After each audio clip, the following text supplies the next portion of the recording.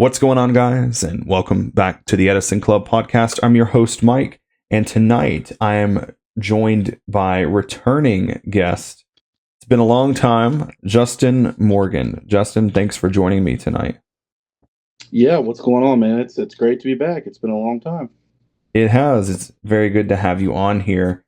So with 2025 comes a lot of changes, a lot of new goals for the new year. Everyone has their usual New Year's resolution type things, and we're kind of going to go over some of ours today and just kind of break down the stuff we want to accomplish in 2025. So, Justin, you kind of go first. Just kind of give us an update. How's life been? How is everything with not only Edison format but just Yu-Gi-Oh in general? Well, it's been quite the year. I took a step back from Edison for quite a while. Focused on advanced formats. Ended up earning my invite to nationals, so I'm pretty stoked about that. It's been a while since I've done that. Playing my favorite deck, nonetheless, with heroes.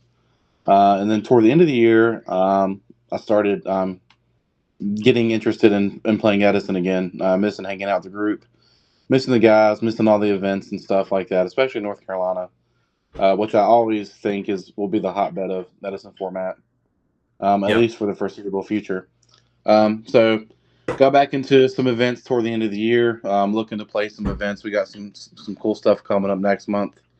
I got a pretty big 3v3. So looking forward to that. Looking forward to some more Switch tournaments. And once Nats is over with, start focusing again on Ultimate Time Wizard format stuff. So hoping we get some YCSs relatively close to us, because that's when everybody can go, and Yu-Gi-Oh trips are the most fun when we can get the whole group together as opposed to just going by yourself, which you know that. Oh yeah, for sure. So, yeah, It doesn't hit the same when you go to these things by yourself. no. Then just focusing on work. Had some changes at work.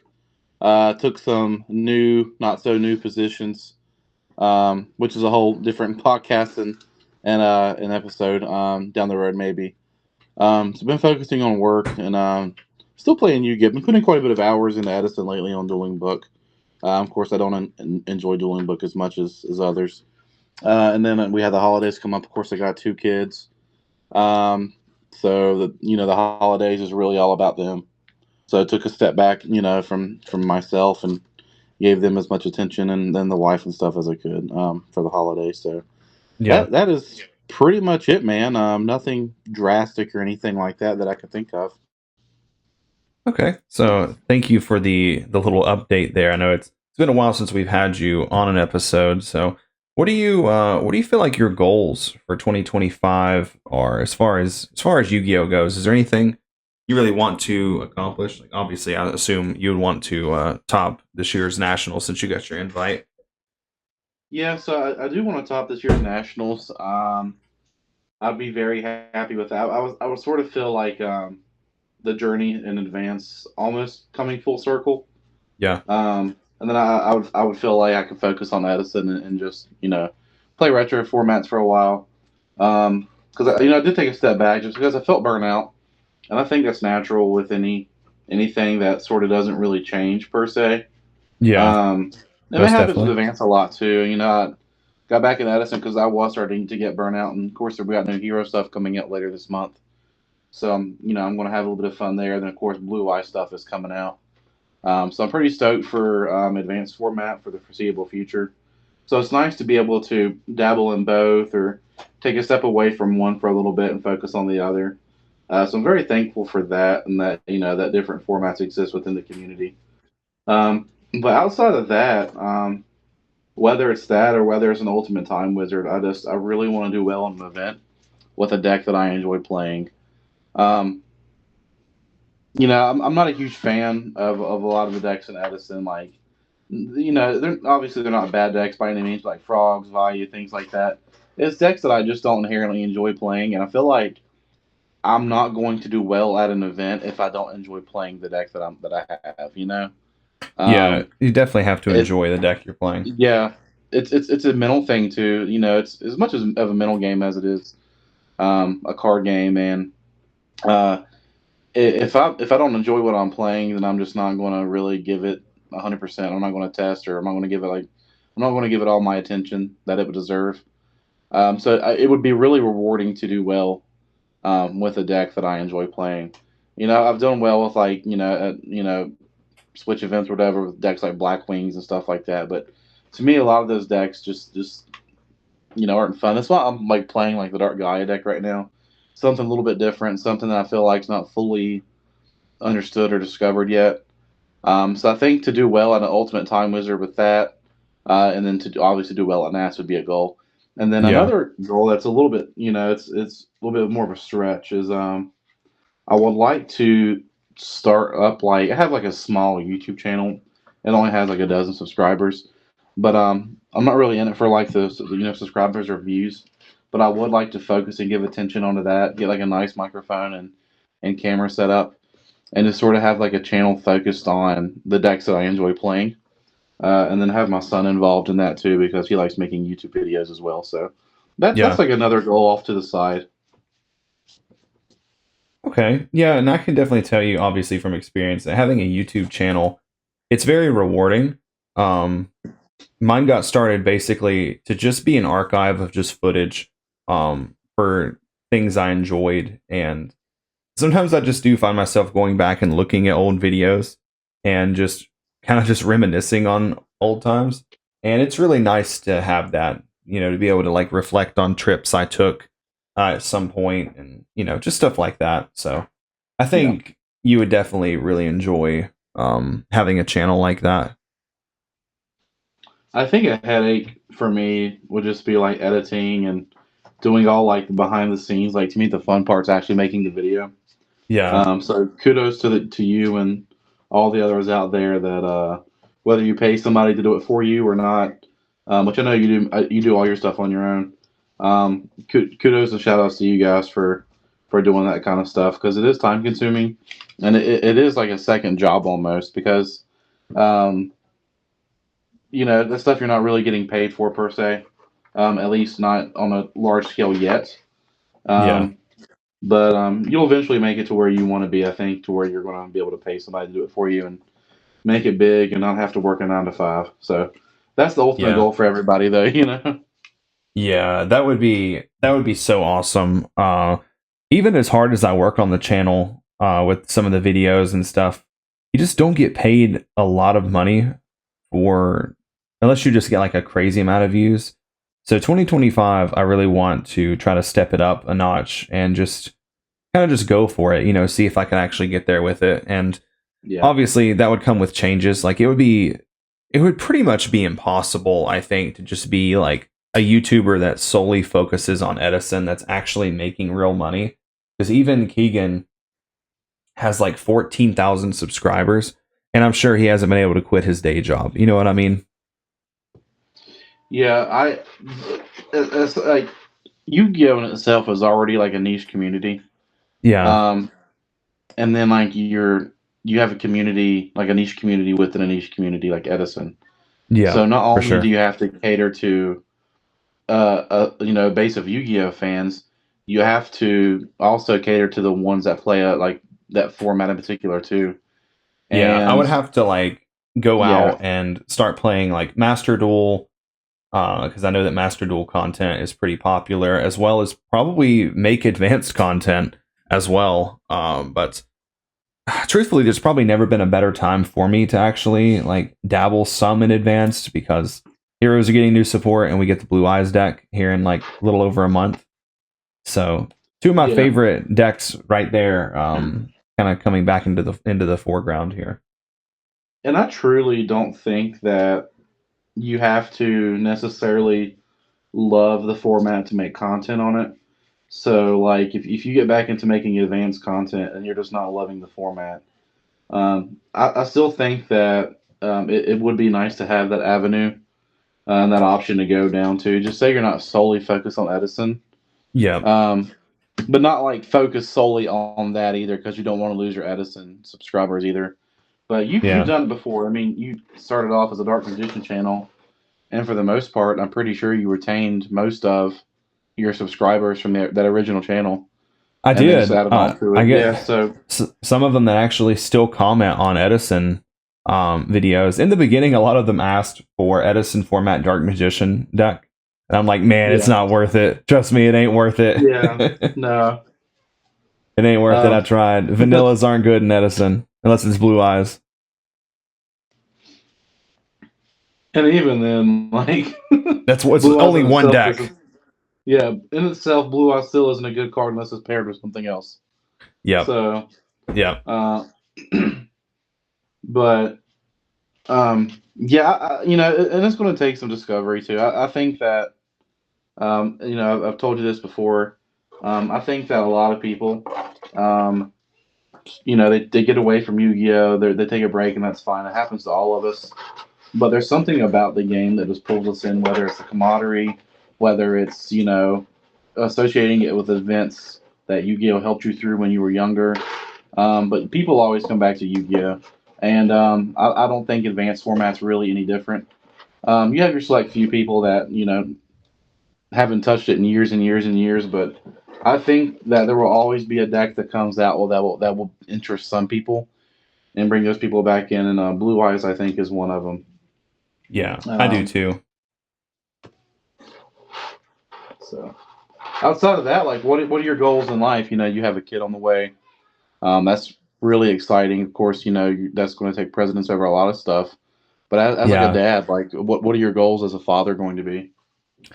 So, just quick background here for anyone that's maybe a first time listener or doesn't hasn't heard, but as Justin said, I am having a baby due in May. His name will be Oliver. So I'm super excited. My whole family is so excited. And looking into that, so obviously my goals as a father is just like the normal stuff. Like I just want to be a good dad. I had my dad in my life, but unfortunately my time with him was cut short. He died when I was freshly 18 years old. And so in addition to wanting to be a good father, I also want to do better to take care of myself. I really want to start eating a little bit better, working out, because my dad died of a heart attack, and just that's something I do not want to do, is leave my son behind, and just like kind of like out in the cold, having to just learn hard lessons on his own. That's probably my biggest goal, is just to always be there, at least as long as I live, of course, but do things to work on myself to make sure that I'm doing everything I can to stick around as long as I can, if that makes sense. Yeah, you and I have similar backstories. Of course, it was my stepfather that passed away, but my real father was absent pretty much my whole life. Yeah. So my driving factor is to be what I didn't have. Yeah. It takes a while to adjust to, because at first, particularly for me, you want to give the kids everything they want, everything they ask for, because you're able to, and you didn't have that. Yeah. But as you get older, as your kids get older, your parenting methods start changing. You realize, okay, well, that's not best for the kid, um, and things like that. But growing up without a parent, even just even in your teenage years, you're not really certain. At least in my case, like what a dad should be like. You have a general idea of what you would want a dad to be like, right? So that's Yeah, what of you course. strive to what you strive to be. And so I did have to make those adjustments. Like, man, I can't get my kid everything he asked for, even though like I never had it, so I want to get it for them. Yeah. So it's just some cool little things that you discover along the way that you're like, wow, okay. And you never stop learning as a dad either. Um, that's very rewarding too, and your life has a purpose more so than just like living for yourself. Yeah, Um, that's very true. yeah, and then like and the cool thing too about it is my son's getting into Yu-Gi-Oh now too. I've been taking him to tournaments with me. He's That's got his own awesome. Konami ID. So when your son gets a little bit older too, maybe that's something to do. And don't teach them advanced format to start off with. Just so you know. Yeah. Yeah, my son will be old enough to understand Yu-Gi-Oh, and I'll be like, "Come on, son, we're gonna play Edison." He's gonna be like, "Dad, go back in the basement." Dad, I'm trying to play Fortnite. Come here, boy. Let me teach you how to tribute summon. I teach you, Dad, no one tribute summons anymore. Isn't it time for your medication? Anyways, Dad, I want a link for 12. Yeah, this is linked to Yu-Gi-Oh! Now. This would be like 10 years from now. My son playing Yu-Gi-Oh! Be like, Yu-Gi-Oh kids. I'll go first. Each player starts with one card in their hand. He plays one card. I come back, and there's 25 monsters on the field. Yu-Gi-Oh 10 years from now is going to be, all right, you won the coin toss? All right, let's go to game 2. All right, yeah. I'll draw 5. Draw 5. Toss the coin. It's sort of that way in some formats now. But like, yeah, definitely. But yeah, I also want to be so like my dad was a good dad, but obviously he wasn't without his flaws. Of course, none of us are. But one thing, my dad always had a really bad temper, and like not like a drunken rage temper, but like he just cussed like a sailor. You know, like if he dropped something, he like cuss for an hour about it and stuff. I just want to make sure I don't do stuff like that. Obviously, I know there's going to be times I get upset and lose my cool just like anybody else does, but I definitely don't want any of that to be instilled into my son. yeah, I can totally agree with that because obviously kids learn from what they see. Yeah. So I respect that. Yeah. But as far as the goals for the game, not necessarily what you want to do in the game, what do you want to see from the game this year as far as maybe what Konami does or maybe what the game provides? Like, what do you want to see different? So I've basically worn out the idea of like getting better prize support. I think everyone is like general consensus, just kind of tired of hearing people say that. That part kind of goes without saying. One thing I will quickly touch on about prize support is I would really like to see top 8 Ultimate Time Wizards get a different playmat than the pods. Yeah. An exclusive one that literally just says like Ultimate Time Wizard or something on it. That's like they could do that so easily because they're already, doing playmats for like the main event and stuff like that. Yeah. I would really like to see that. So that's all I'll touch on the prize support thing because, like I said, I know people are kind of tired of hearing about that. I would like to see Ultimate Time Wizards scale the same way like the main event does. If they have enough to do top 16, to do that, I feel like that would be better. But I would really like to see.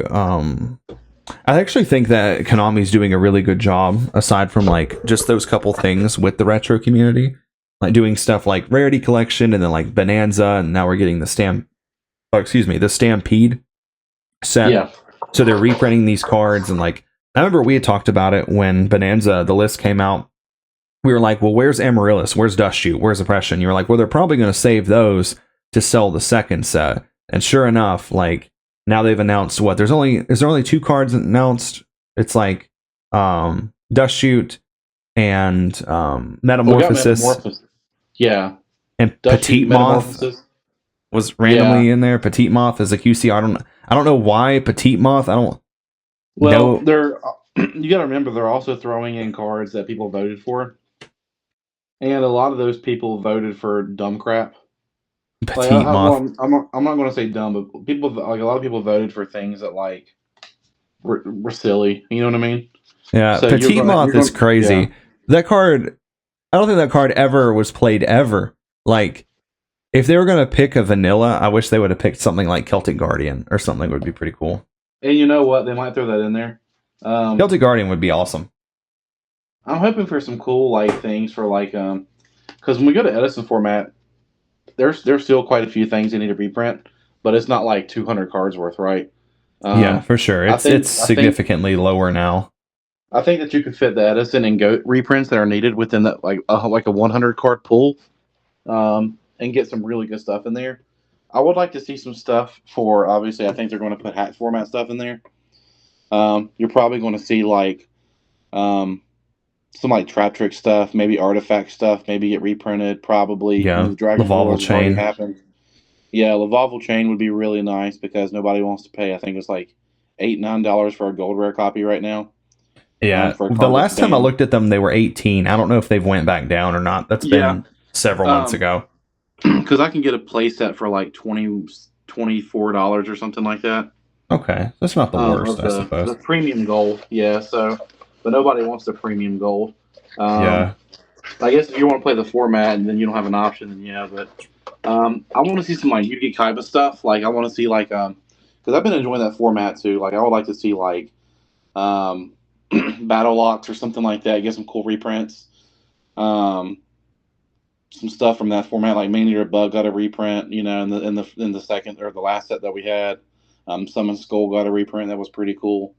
yeah, So I'd like to see some stuff like Giant Soldier of Stone, little things like that that are popular within that format too. yeah. That would be Um, cool. and then we even got some like Thunder Dragon. I want to see like the original Thunder Dragon get a reprint. Yeah, Thunder For Dragon the Go deserves to be a players, yeah, QCR.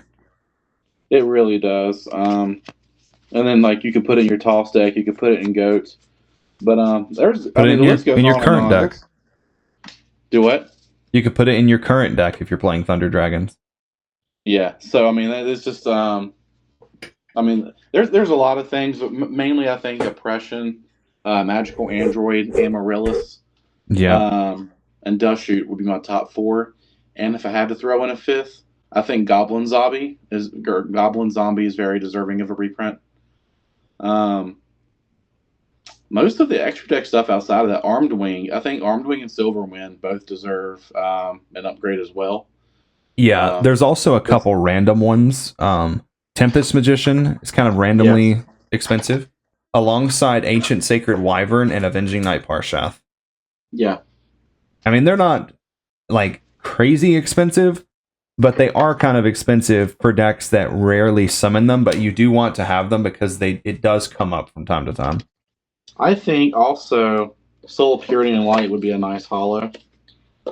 Um, if I were to go back and they were like, I want you to design these packs, I think that I would take each format, right? And I'll start off with Edison and Goat. And I would pick probably the five best decks I could find. And I would probably give them like 7 to 8 like reprints for that core and then use the rest of the cards in that pool for staples like Dust Shoot, Oppression, or whatever. Like give Black Wings like Shura, Black Whirlwind, Kalute, Deck Devi, Armed Wing, and things like that.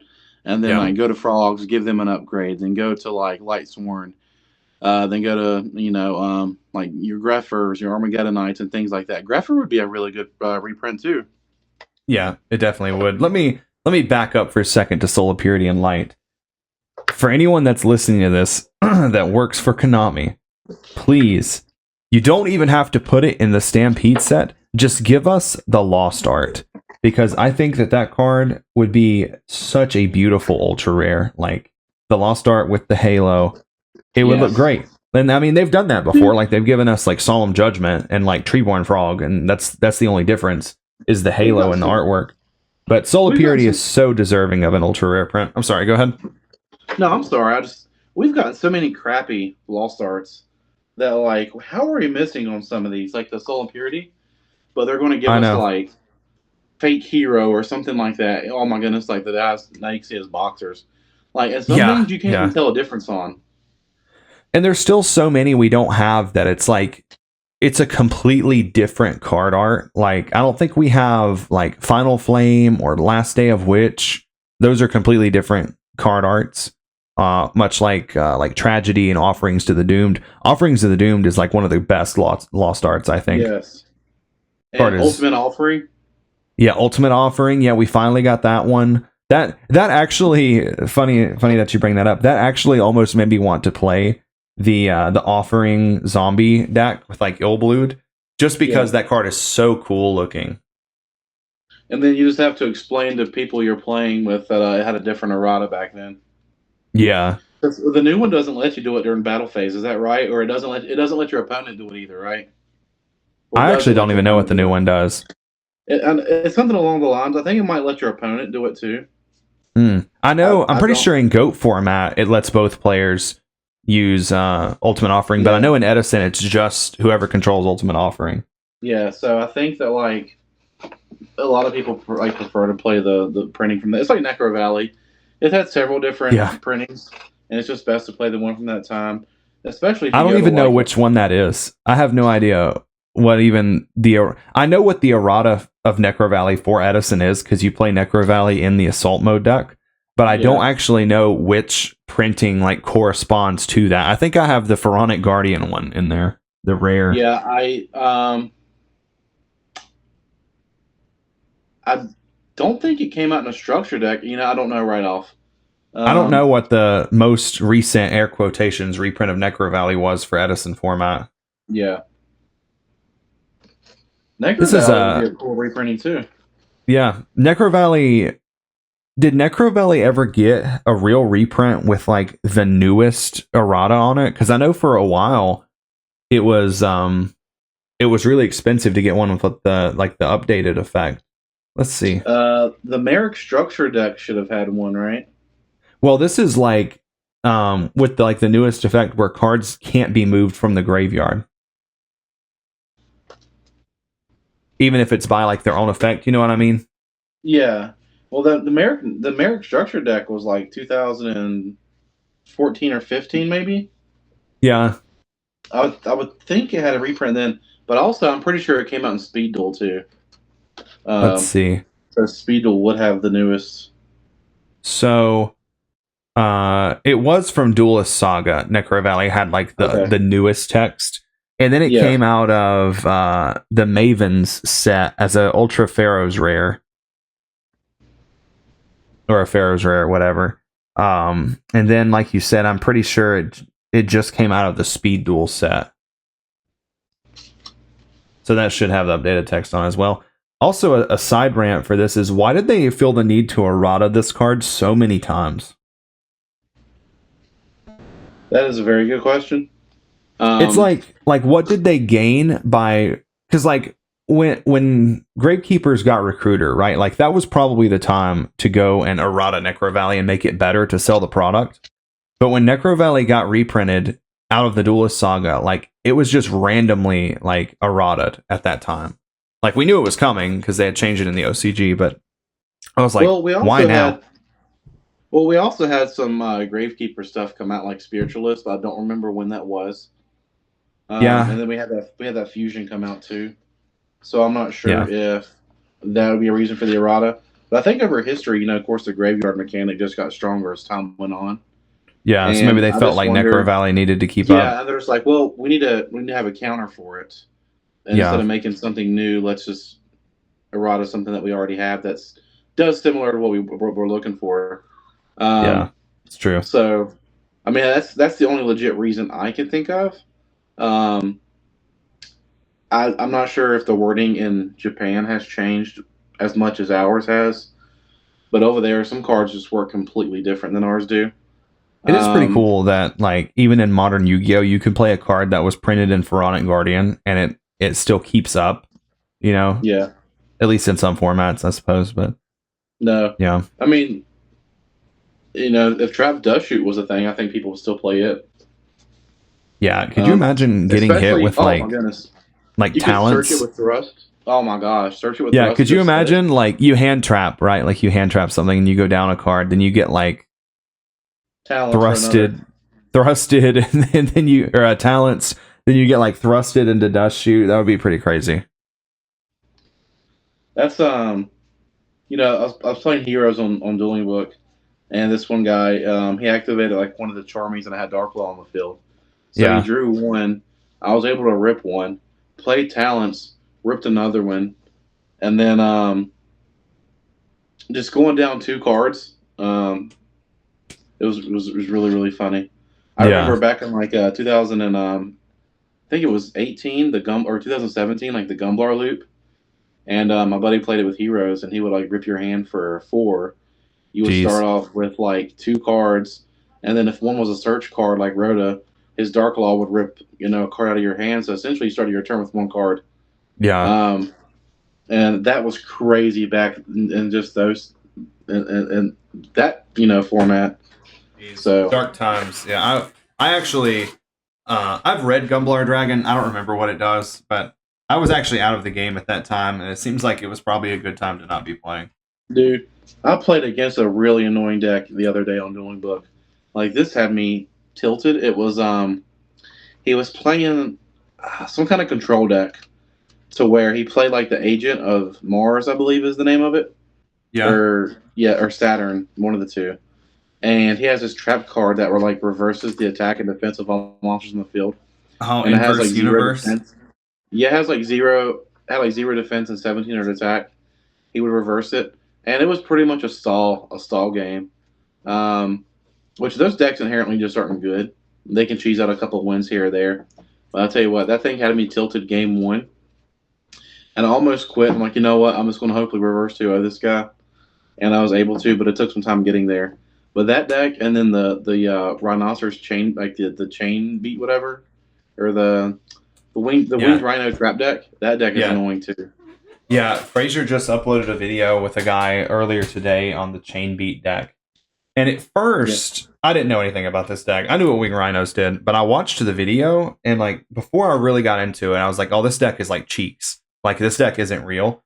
And after I finished watching that video, I was like, this deck is actually so good. Like, it's definitely a sleeper deck in Edison format, and I hope that people don't start playing it, because I really don't want to have to play against it. It's a good deck, but it's just like one of those decks that like a lot of people's just not going to have fun playing. Like, you're going to have those people that like I Ching, a group that will like loves playing those kind of degenerate decks. Yeah. Some people go to tournaments just to watch other people suffer. Yeah, some men just want to watch the world burn. Yeah, like playing macro. Like, I'm not saying those decks not shots fired, though. I'm not going to say those decks don't take skill, but you can say it.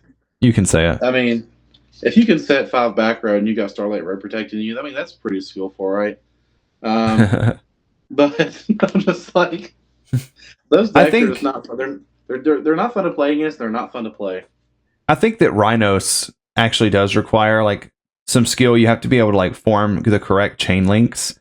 I don't think that macro stun really takes any skill, because I think you kind of just if your deck ideally works in such a way where you see one macro or one defissure and it resolves and it sticks around, you can probably beat about any deck in the whole format. The problem is when you start drawing, you have like one macro, and then you draw a defissure, and then you draw a macro, and then you draw a defissure, and your hand is just full of cards that don't do anything, and you're sitting there getting attacked for 1700 with Dark Greph for every turn. You know, like, so. But yeah, I think the Rhinos deck is actually real. I think that deck will really punish bad players when you play against it for like targeting Rhinos with like Caius and stuff like that, and they just play Legacy and then chain out of it. And I was exhausted watching the video. I was both exhausted and very intrigued by the video. It was very cool. If you haven't watched it, you should go check that out. And I did watch Enraged Peacock's video on the Dark Gaia, which is a pretty interesting video. Also, Beast Mode uploaded his top his like 13th place world's deck profile. I don't know if you watched it yet. But, I saw the upload, but I haven't actually watched the video yet. He played this one match he showcased. It was him versus Blackwings. And all 3 games, I believe his opponent opened up like double Whirlwind, Shura, Sirocco. What the heck? He got blown in the water game 1. In game 2, he had this cool play because, like Ultimate Offering can cause Bottomless to miss timing. Yeah. Yeah, so he was able to avoid a known Bottomless with Caius and able to push for game there. And then game 3, he ended up winning. But I was tilted for him, and he was explaining the video just how tilted he was. Not at the player, just because these hands these guys drawing were like pretty much god hands. One hand was double Whirlwind, Shura, and Deck Devi.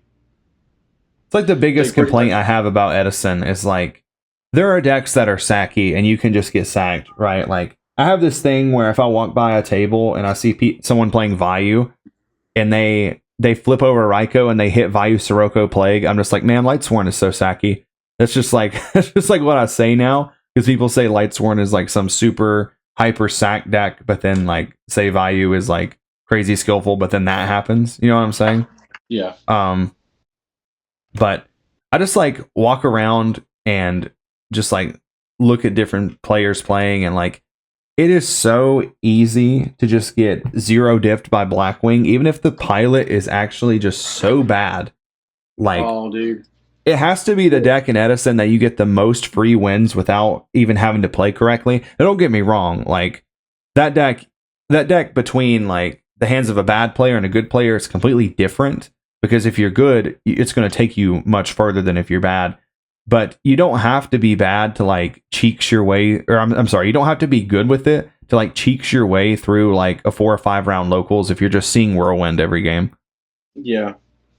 So it's like the deck of the format too that has so much support that it's just so broken. Like Frogs is the other one, but like the Frog cards, Frogs aren't Black Whirlwind. You know, like Frogs can go Whirlwind, Sirocco, Bora, Special, Pump, attack you, take half your life, go, you know, deal with it. So yeah, that's the deck I hate the most out of everything in Edison, is just pure Black Wings.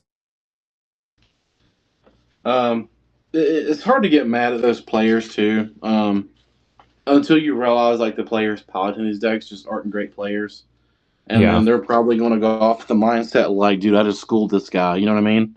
Like he's playing some kind of crappy deck, and I'm just like so good. But like really, like you did what any person with common sense would do in that situation. Exactly. I talk a lot about this concept called like fake or false confidence, where it's like kind of like a situation like the following: like your opponent sets 2 and passes, and you go Whirlwind, summon Shura, get 2 Boras, summon all 3 Boras, summon Gale, go to battle phase, attack, Kalut, kill you, right? Like, and then they walk away and they're like, oh, I just destroyed this guy. Like what you said, I just destroyed this guy, didn't even get a turn. And they walk away, and then they're like, they kind of like gloat about it, and they're like, oh, I'm good. And then they go to do it again, and they go to do the same thing, but they get Mirror Force, so they get Bottomless, and they talk about how they got sacked. It's because like stuff like that will work out for you every now and again, and if the sample size is small enough, it could actually give you the illusion that it works out every time, or at least most of the time for you, when in reality it almost never actually works out. You just think that it does. So I always call that like the fake confidence or the false confidence, when like you definitely deserve to lose. Like you don't go all in on turn 2 into 2 unknown back row. You don't know what your opponent's playing, but people do it and they get rewarded. Dude, and they win. It gets me tilted too, because I was playing on Dueling Book. I had a situation pop up. I think it was the day before yesterday, and I was playing Gladiator Beast and some bestiary, and he had no back row. And he said that effect is mandatory, and I said okay. And he said you can't summon it if you can't activate its effect. I said that's 100% false. That is not true. Yeah, he's like linking some kind of link on Yu-Gi-Oh! Wikia that said when it's summoned or something like that. Like it just said if your opponent has a card, you can pop it. And he's like, hey, you can't do this. I'm like, dude, first off, the link you provided is inaccurate. Like, it's not relevant to what we're talking about. And second off, like, this is completely asinine. I can do this play. And then I proceed to win game 1. And then he just draws Giant Trunade, Heavy Storm. Of course, everything. He draws Cyber Dragon and Vanity's Fiend or whatever. Game 2, and then game 3 get blown out.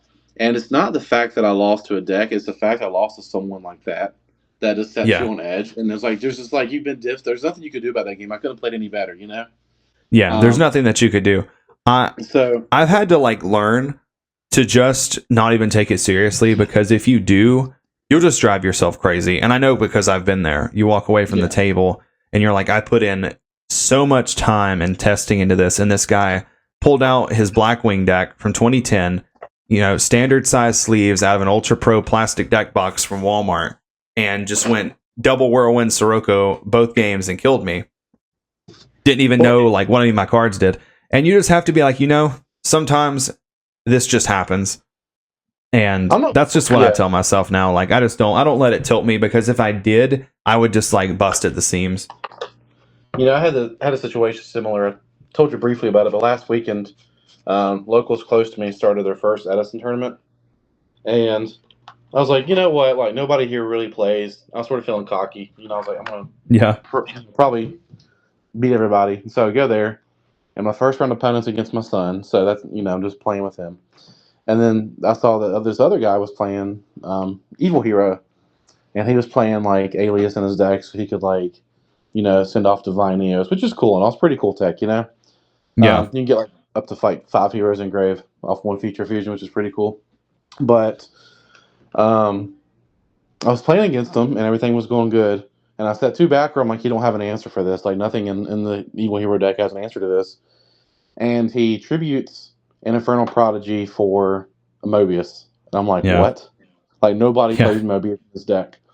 And he's like, yeah, I was missing a Kaya, so this is all I had left. And I'm like, that one tech he made, just because he had to, ended up working in his favor. And I'm sort of getting, like, frustrated, And then Yeah. game 2, or it might have been in game 3, he just straight up blew me out of the water. He had, like, Dark Calling, Miracle Fusion. And I was tilted. And then I was like, let's play for fun. And then, like, my opening hand was Dark Calling, Future Fusion, Return from a Different Dimension. And he said a Raikou on passed. So I was like, you know what? Like, this, it could go either way. It just so happened that when it went my way, it wasn't in the tournament, Yeah, you would play those games against him on and if you played 100 matches against him, you would definitely have like a positive win rate against him for sure. Yeah, and I was like tilted at first. I'm like, this guy's actually really cool, and it got me thinking, like, man, is that a worthy tech? Like, it makes you think. Yeah, it does. Like, I tell people too, like, it's not. when you play against players that are bad, like, even if it's 90-10, right? Like, if we play this match 100 times, I will win 90, you will win 10. Yeah. The one that they win can just so happen to be in the middle of a tournament, and there's nothing that you can do about it. And we sit down and talked about it. We was joking, and turned out I was like, I didn't see a Return from the Different Dimension. He's like, I don't play it. And I'm like, well, I got an extra copy. Here you go. And he's like, dude, man, this is awesome. He's like, dude, this is great. Thank you. And he was sincere about it. I'm like, man, like, you know what? Like, at the end of the day, someone walked away. Their deck was better than it was before. Yeah, it's very true. And he learns how to play the deck a little bit better because I showed him some things that he didn't know about the deck. I think he probably net decked and got a deck and put it together and stuff. Like, he had never seen like Guardian or things like that in the deck, and he never like Raviel. That's not for everybody. It's really it's not a great card, but he never seen that before either, and he didn't know that like Terra Firma could send Ocean. You know what I mean? But he knew he had the basic. Yeah, but he had like the Divine Eos, which is cool. But it's cool because you put your feelings behind you, and not every player is like that. But you do get those players that are just so cocky because they think because they diffed you that they're the best ever. Absolutely, yeah. You see them whispering to their friends, and they're looking over at you, and then like, dude, like, let's play again, see what happens. But we've experienced that too at big tournaments. I remember the finals specifically of a cash tournament we witnessed, Frogs versus Blackwings, where the player was making the most dumbest decisions. Fucking asinine decisions. And it ended up working in his favor for whatever reason. Yeah. And any competent player could look and be like, first off, why would you set 5 back row with no solemn, no, you know what I mean? Because you will get those people like, I don't care who does that to me. If Fraser Smith set a cross me and set 5 and I draw Heavy Storm, I'm slamming it. I'm going to activate it. Like, you think that I'm not going to play? If you got Stardust, I'm going to lose that game anyways. Like, that's just the only chance that like I don't activate it is like maybe if you set 5 and I open Storm Judgment, then maybe I'll just set the Judgment and then try to storm the following turn. But most of the time, like it's happened a lot lately because I've seen a lot of people actually go away from playing Starlight Road.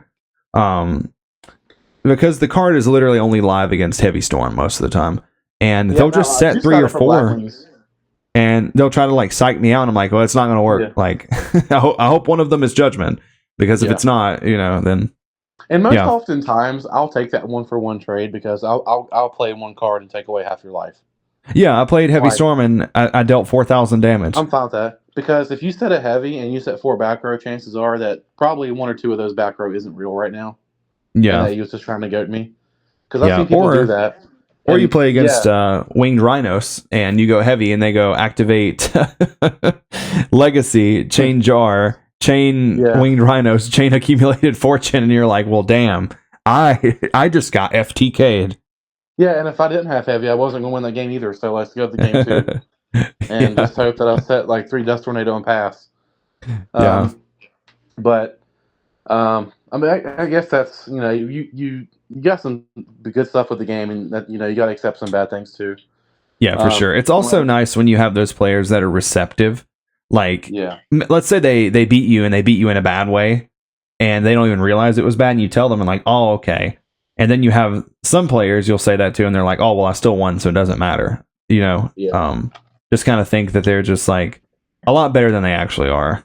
Oh, dude, I was playing against this guy the other night, and I was playing advanced, and he might have bricked or something like that, and then on like Dark Law and Plasma, he's like, "Well, Heroes ended up getting there." He's like, "It just sucks they're a bad deck," and I'm like, because I misunderstood him. I didn't know he was like pretty much trash talking Heroes. I thought he's Yeah, playing he's playing that new Reptile Ritual deck with Raziel, yeah, and I was like, "Oh, what's the bad deck? The deck you're playing?" Like I legit thought that's what he was talking about, and he's yeah. like, "Okay, whatever, f you," and just like I guess logged out because he disconnected. I'm like, dude, I'm just Yeah, dude, you'll like get people stay like mad. that. Yeah, Yeah, and people you'll get just people too. get so Um, mad at. have you ever played Yeah. somebody that you sort of looked up to, and then they've had like a negative attitude when you beat them? Um, Um, I don't think so. I actually don't really look up to that many players, to be honest. And the players I yeah, have played against that I look up to, or I'm sorry, the players I do look up to, I actually have never played against, which I'm actually thankful for. Actually, no, I yeah, lied. I have played against James Ark before, and yeah, he beat me. He was chill though. I wasn't disappointed. yeah. I played against Mega Capital G. He's not like I wouldn't say he's competitive, but he's not like I don't think he like topped anything big. Yeah, Um, but he was super chill too, and like sit down and was like, "Dude, I need to do a video on that deck and stuff." Pretty cool guy. But you'll get those people too that like they just think they're on top of the world, and you can play. And maybe they're looking at it from the perspective of what we just talked about. Maybe they thought we just diffed them and like we have a yeah, bad attitude or whatever. They're in a bad mood. But you'll get those good players too that like just think they're above everybody, and that like I didn't lose the skill, I only lost because I bricked. You'll get those yeah. people that are like that too. So you'll see all sides of the spectrum when you play the card. That's you see that in like a lot of aspects of life too, just not card games. Yeah, and you get the Um, people too that's like, oh, I lost to this deck that's bad. I lost to Heroes. I lost to Flowanderies. And this yeah, is actually comes from a video Cameron Saunders made where it's like every deck's ultimate goal is to win the game. Every deck just does it differently, but they're still winning the game in the same way. They're getting your life to zero, or they're resolving an instant win, which is Exodia. But yeah, like whether it's Flowanderies or whether it's Branded or whether it's Heroes or whatever, like they're going to win the game in the same way eventually, so like getting mad at the way they won, it's just kind of doesn't make sense. I mean, like I would rather get mad to a deck that like I didn't think was great than I would get mad over like losing in time because of a burn card, like a cheap way out. I can agree Like with that. Yeah, I can like definitely if I agree with that. my thing is like if I lose to a deck that like I don't consider good or meta, they better take it a long way in the tournament, right? Like Yeah, I want to see that deck do good. Like we played in the YCS earlier this year and I lost to like that Gold Sarcophagus deck. I was yeah, tilted at first, not because of me losing to the deck. It was just a lot of other stuff going on, but that didn't help the case. But I was like, man, I sort of hope this guy like at least makes it to like pretty close to day two because I want to see that deck do really good. yeah, Um, I agree. but when I lose to like, what gets me mad is like advanced format allows people to stall just so they can burn you in time when the combo they're doing has no definitive win clause, they're except for them just to, they're just yeah, burning time. like we were in a 3v3 one time when I was playing against oddly enough heroes, and I think I was playing Live Twin, and a guy went full hero combo when he had Fusion Destiny in hand the whole time, just to go Fusion Destiny and on the Dystopia to burn me for 1100.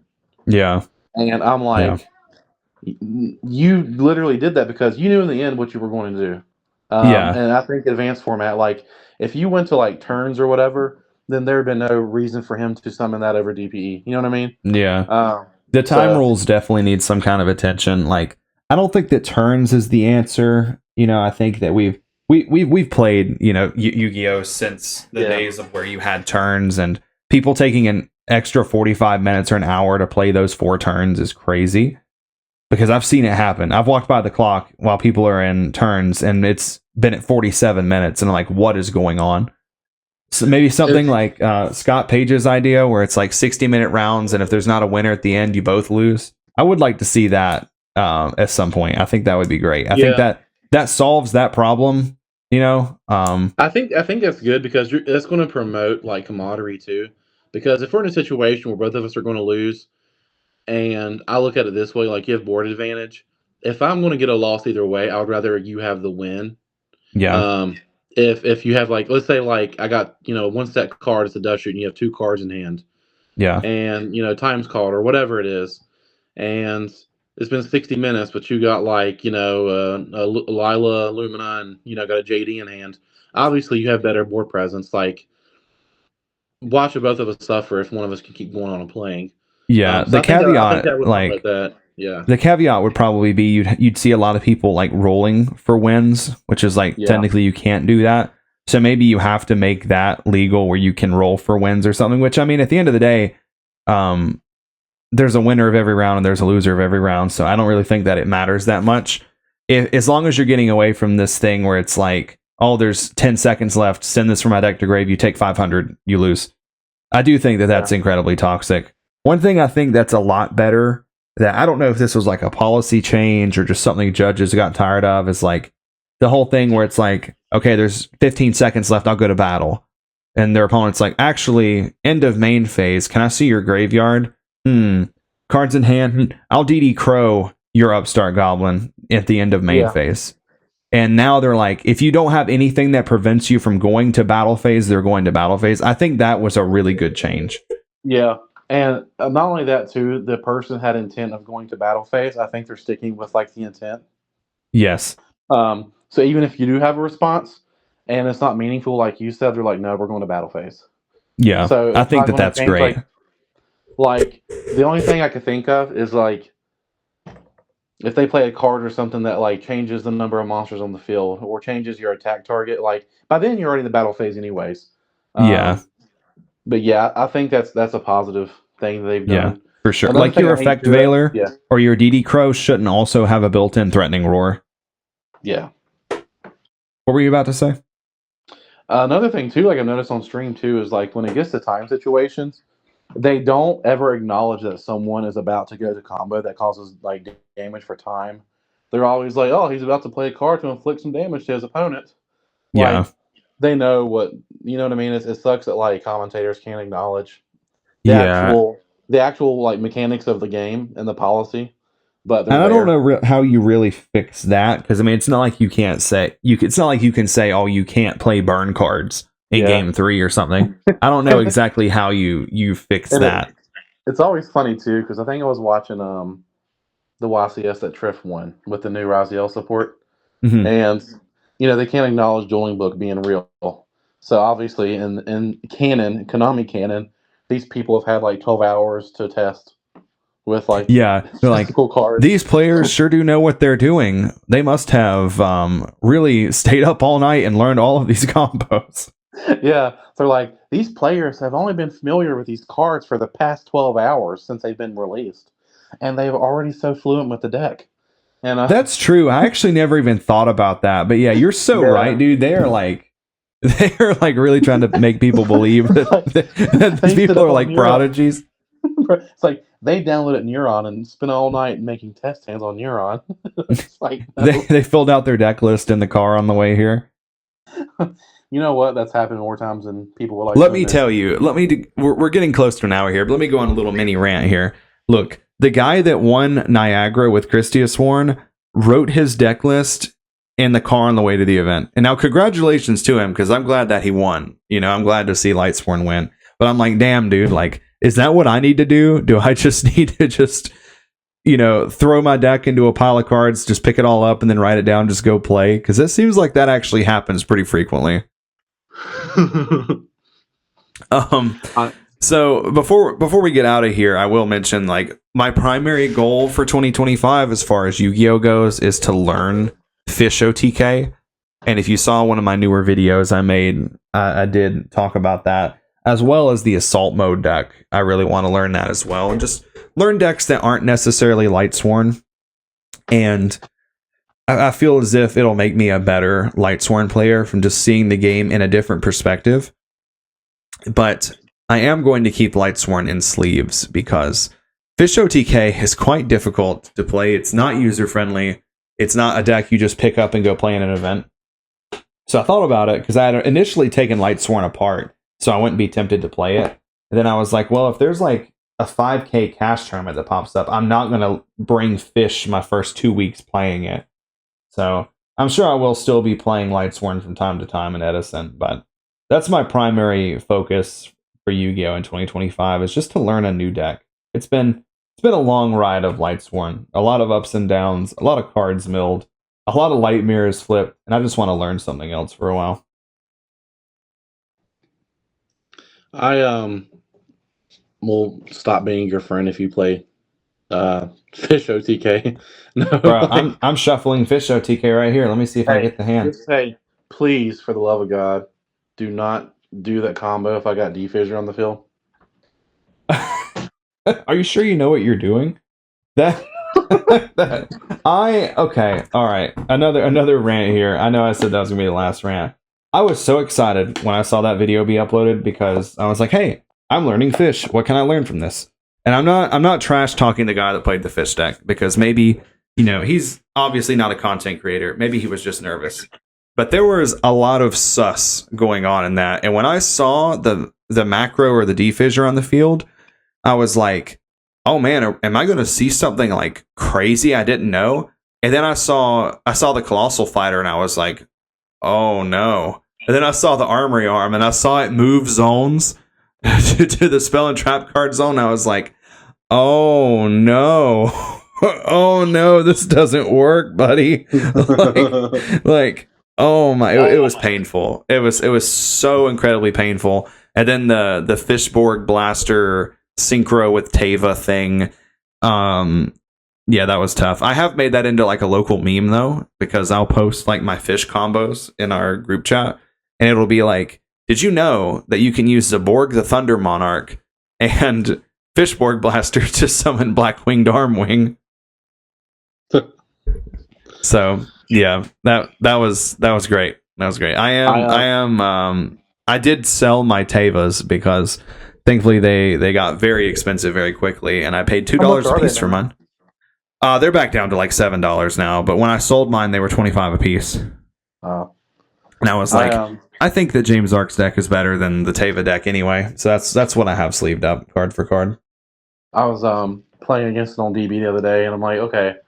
I was like, even with an Armory Arm, like they can't, like I don't have anything strong enough for them to like equip it to. Yeah, and until they made the second one. Yeah, and I was like, okay, I'm done for the night. The Teva build, it's actually funny. The Teva build it plays 3 Armory Arms, so you can actually go triple Armory Arm onto something, and then just run Coelacanth into it, and then that's it. That's the end of the game. You do you. I'll play you in a few games, but I'm going to be very sour. Just so you know, the deck is either a very interactive deck and it's very back and forth with like some moderate pushes here and there, or it's just not, and you like screw up and leave something in attack mode, and it's just Armory Arm Colossal Fighter, and that's the end of it. I'm going to play Aquamador Turbo, so just set a bunch of defenses. I'm going to set a bunch of defenses and hope that you attack into them with your Treeborns. You can actually. There's this combo in Fish where, like, specifically if they're on like the dupe lock, you can just like Mistworm the dupes back to their hand, then make X-Saber Urbellum to like draw lock them. I'm gonna play Ordeal of a Traveler, so that way every time you attack, you have to risk your Colossal being bounced back to your hand. Bro, let me tell you what's scary is there's a line where you make Goyo, Urbellum, and Red Dragon Archfiend. It's exactly 8,000. And I was playing against our buddy Glenn a few weeks ago, and I did that. And this man had Threatening Roar set, and I was like, oh no, because now my whole board is going to get nuked. So I had to like tribute set Caius over Red Dragon or something crazy. Dude, that this is well off topic, but the new Ancient Fairy Dragon stuff coming out is pretty good. I did read that the other day. It did look pretty cool. You can take a Spirit Dragon of white and tribute it to summon the Ancient Fairy Dragon in defense mode and attack in defense mode with it. And that plus 2 spirits is like 8,000 exactly. That's awesome. Yeah. Super cool. Lots to look forward to this year. Yes, sir. Okay, well, I guess that's about all we have for this episode. Any closing remarks you want to say before we get out of here, Justin? Nah, man, it was good to be back, and I can't wait to do more. All right, guys. Thank you all for listening. We do accept fan mail. You can send us listener letters and fan mail to the Edison Club fan mail at gmail.com. Love to hear from you guys. Love to read them on the show. So that's all for tonight. Thank you guys for listening. This is Mike from the Edison Club and my special guest, Justin Morgan, signing out. Until the next one. Hamster Ryko Caius, Hamster Ryko Caius. I go check the pairings, I'm like, don't know who this guy is. Hamster Ryko Caius, Hamster Ryko Caius. 2-0 every round, man, and I ain't even trying. It's just Hamster Ryko Caius, Hamster Ryko Caius. Hamster Ryko Caius,